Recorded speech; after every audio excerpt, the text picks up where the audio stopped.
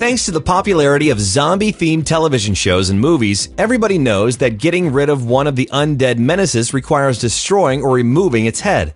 Not all creatures are quite as easily taken down. Here are 10 that carry on, at least for a good while after they've lost theirs. Number 10. Cockroaches.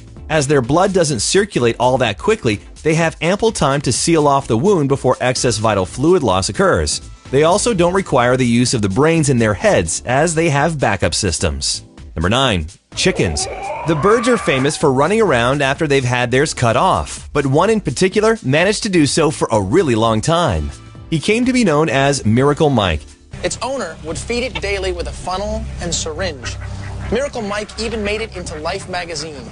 Mike the Headless Chicken, a legend of the West. No farmer's axe could stop his heart. Number 8. Snakes. Their heads live an hour or so after decapitation, and during that time they still have the power to do some serious damage. Both the biting and venom-injecting reflexes remain strong enough to deliver a quick yet fatal blow. Number 7. Flatworms. The invertebrates are largely unaffected by head loss, as most species have the power to just grow a new one. Similarly, the detached heads can regenerate bodies. Number 6. Praying mantis. Dating one can be tough, but it's possible nobody's love life is as bad as that of the male praying mantis. It's common for them to be eaten after copulating, but as decapitation doesn't adversely affect their ability to fertilize females, some get their heads consumed beforehand. Number 5. Octopus.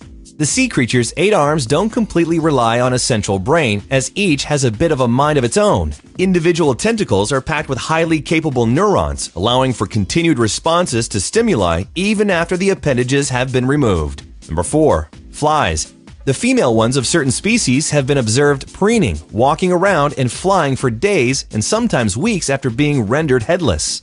Apparently, the males of the species aren't put off by it, as they court those ladies all the time. Number 3. Frogs. Spurring movement in their disarticulated legs doesn't require that the amphibian has a brain, but it does call for a bit of stimulation. Both a pinch and a pinch of salt, it turns out, will do the trick. In the case of the latter, the extra sodium sets off a chain of reactions that results in muscular twitches. Number 2. Salamanders. The axolotl variety in particular is well known for its ability to sprout replacement legs, spinal cords, and lungs. This little fella is missing a leg, and essentially within a month it will have grown completely back. Situations that result in destruction of brain matter don't present insurmountable problems either, as they can regrow that too. Number 1. Snapping turtles. They're accomplished hunters that have few predators, and when they do come upon one, the turtles are known to put up quite a fight. Not even having their heads lopped off stops them from striking with their scissor-sharp beaks. They can continue to defend themselves that way for hours.